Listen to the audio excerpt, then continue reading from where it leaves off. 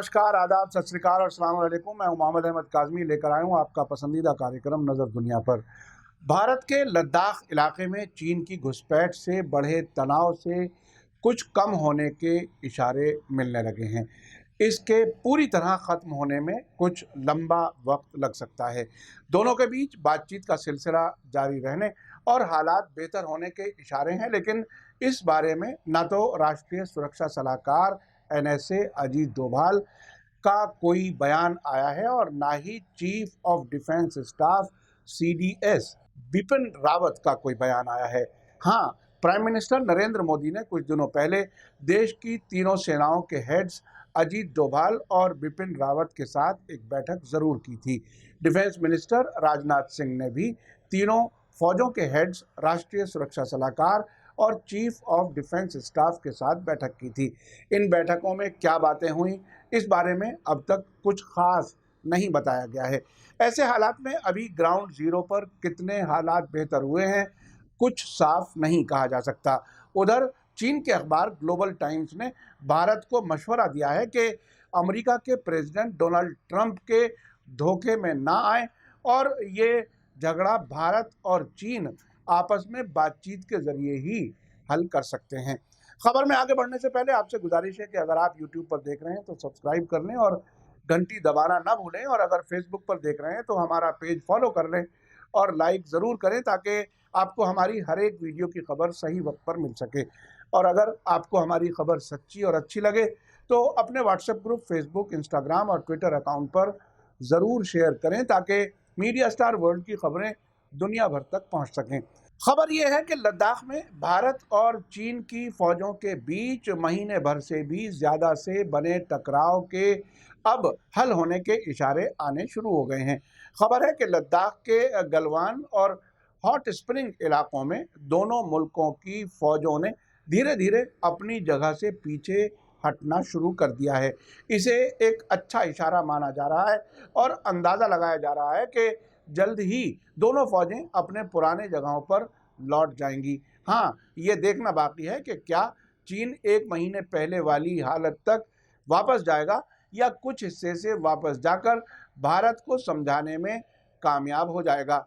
अब से पहले लेह से ऐसी खबरें मिली हैं कि चीन हर बार भारत की तरफ नए इलाकों पर कब्जा करता है और बातचीत के नतीजे में सिर्फ 20% इलाके से वापस जाता है, यानी जितना वो इलाका कब्जा करता है उसमें 20% वापस चला जाता है और भारत को समझा दिया जाता है। अब आप सुनिए मीडिया स्टार वर्ल्ड को लद्दाख हिल डेवलपमेंट काउंसिल के फॉर्मर प्रेसिडेंट रिगजिन स्पलबर्ग के हाल ही में उन्होंने क्या कहा है, ये सुनिए। बहुत ही अहम बात है जो वो कह रहे हैं।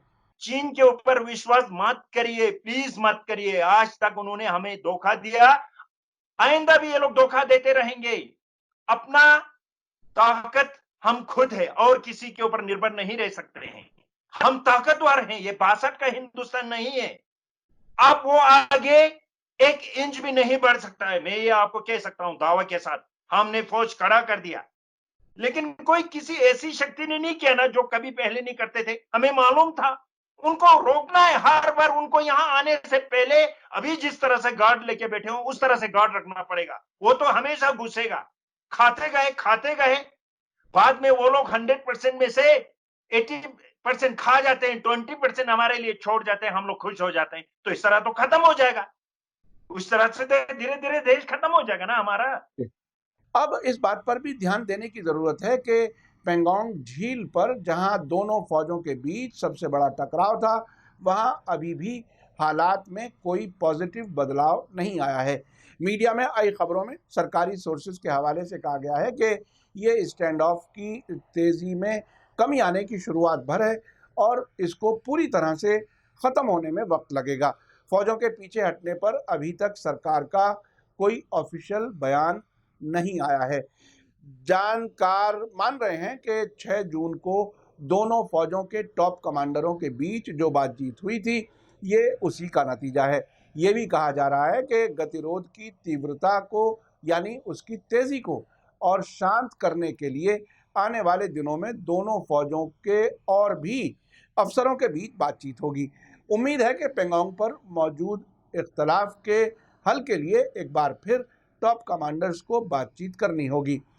जानकारों का कहना है कि दोनों तरफ इस बात की रजामंदी बनी है कि कम से कम 5 जगहों पर दोनों फौजों के बीच तनातनी हुई थी और इनमें से पेंगोंग के फिंगर्स इलाकों को छोड़कर बाकी सभी जगहों पर फौजें पीछे हट रही हैं। झील के नॉर्थ के किनारे पर पहाड़ियों की चोटियां कहीं कहीं बाहर की तरफ निकली हुई हैं, जिन्हें फिंगर्स या उंगलियां कहा जाता है।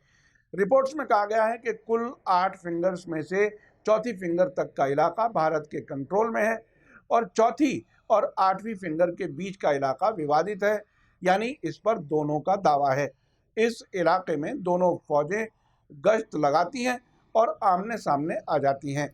कई जानकारों का मानना है कि इस बार इसी इलाके में चीनी फौज के सिपाही काफ़ी आगे तक आ गए हैं और भारत के इलाके पर कब्जा कर लिया है। सरकार इसके बारे में खुलकर नहीं बता रही है। डिफेंस एक्सपर्ट अजय शुक्ला ने ट्वीट करके चीनी सेना के पीछे हटने की खबरों पर शक जाहिर किया है। वहीं एक और एक्सपर्ट नितिन गोखले ने कहा है कि दोनों फौजें यकीनी तौर पर स्टैंड ऑफ के हल की तरफ बढ़ रही हैं।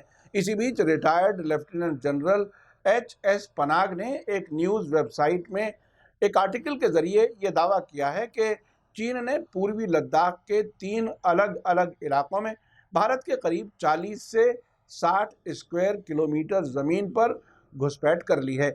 उनके मुताबिक अब जब चीन भारत में घुसपैठ कर चुका है तो वो दिल्ली के सामने समझौते की ऐसी शर्तें रखने की कोशिश करेगा जिसे मानना भारत के लिए आसान नहीं होगा और अगर भारत ने शर्तें नहीं मानी तो चीन सीमित युद्ध यानी लिमिटेड वार भी छेड़ सकता है। कांग्रेस के फॉर्मर प्रेसिडेंट राहुल गांधी ने इस आर्टिकल को ट्वीट करते हुए लिखा है कि सभी देशभक्तों को जनरल पनाग का ये आर्टिकल ज़रूर पढ़ना चाहिए। उन्होंने इस ट्वीट में आर्टिकल की एक लाइन भी कोट की है, इनकार कोई हल नहीं है।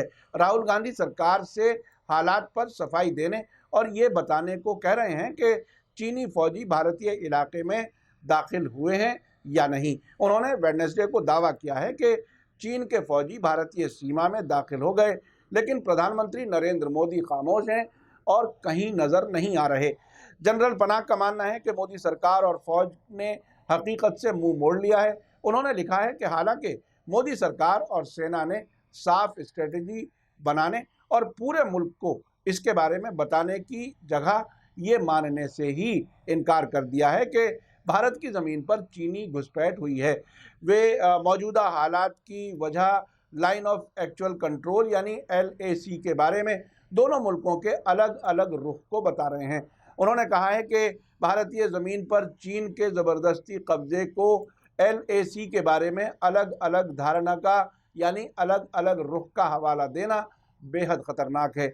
आपको याद दिला दूं कि रक्षा मंत्री राजनाथ सिंह ने ये बात कही थी कि दोनों मुल्कों की लाइन ऑफ एक्चुअल कंट्रोल के बारे में अलग अलग पोजीशन है, इसीलिए ये हालत पैदा हुई है। इसी बीच BBC ने चीन के मीडिया के हवाले से कहा है कि चीन की सरकार और सरकारी कंट्रोल वाले मीडिया ने ये बात जोर देकर कही है कि भारत और चीन सीमा पर जारी विवाद सुलझाने की सलाहियत रखते हैं और इसके लिए अमेरिकी प्रेसिडेंट डोनाल्ड ट्रंप के मीडिएशन की ज़रूरत नहीं है।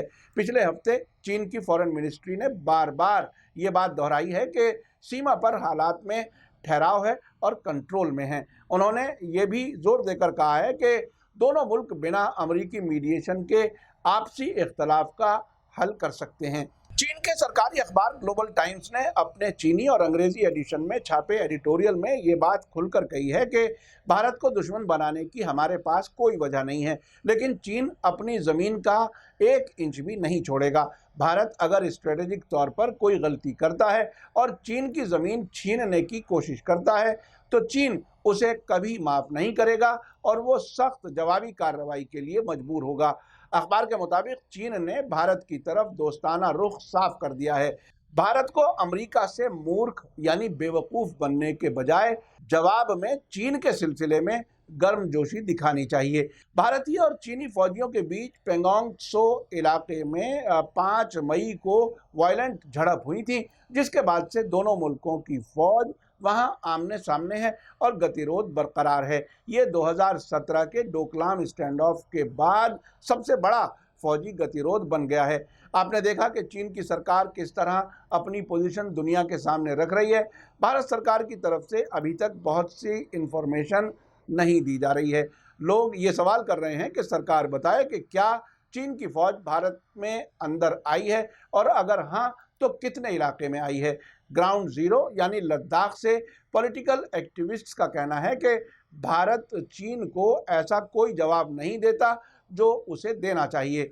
इस लद्दाख के इलाके में सीमा को मजबूत करने के लिए न सिर्फ फौज की मजबूती बल्कि इन इलाकों में रहने वाले लोगों के लिए डेवलपमेंट और फैसिलिटीज़ ऐसी देनी चाहिए जैसे सीमा पार चीन की सरकार ने विकास किया है और लोकल आदिवासी लोगों को सीमा के इलाके में जाने की इजाज़त देनी चाहिए ताकि जो लोग वहां पैदा हुए हैं और रहते हैं उन्हें अपने इलाकों की पहचान हमारी फौज से भी ज़्यादा होती है। ये कहना है वहाँ के लोकल लोगों का।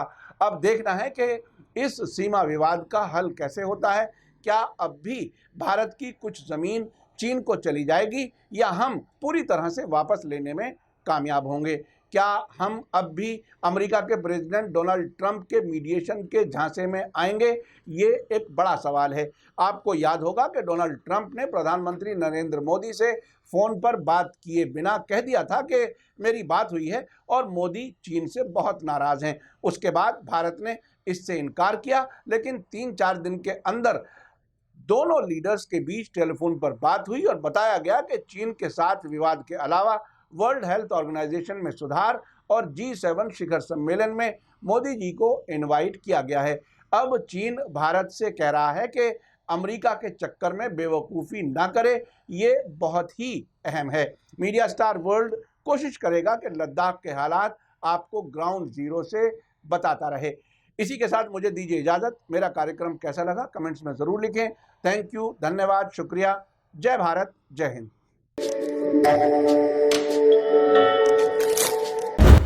मीडिया स्टार वर्ल्ड के और वीडियो देखने के लिए हमारे चैनल को सब्सक्राइब करें और सीधे नोटिफिकेशन पाने के लिए बेल आइकन दबाएं। और अगर हमारी खबर सच्ची और अच्छी लगे तो अपने व्हाट्सएप, इंस्टाग्राम, फेसबुक और ट्विटर अकाउंट पर ज़रूर शेयर करें।